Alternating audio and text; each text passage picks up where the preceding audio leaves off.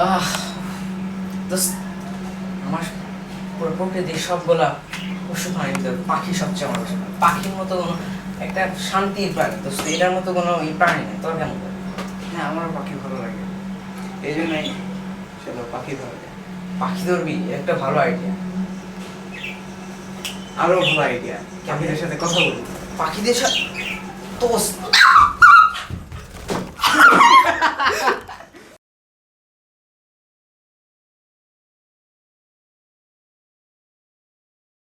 তুই তো আমাদের ধরতেই পারবি না।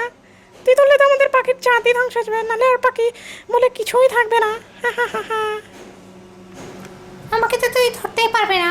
তো থেকে একটা গান শুনে নে, আমাকে তুই ধরতে পারবি না, না না, আমাকে তুই ধরতে পারবি না, না না, না না না না না।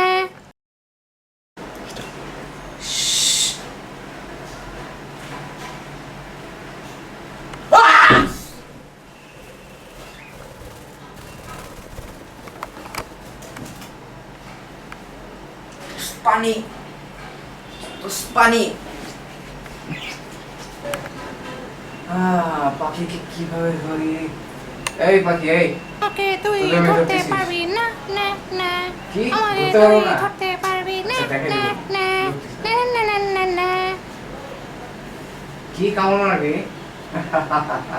কামড় মেরে আর কি হবে? এই যে এই যে দেখ, এই যে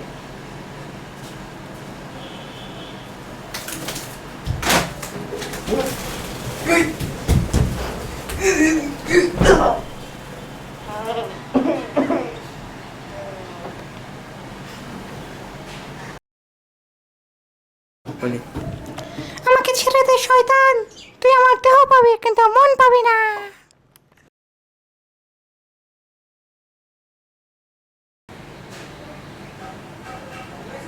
হ্যাঁ, খুলে দে দোস্ত। সব শুনতে পাচ্ছিস না? ভাইয়া আপনার ফোন করছে। ভাই ভাই ভাই,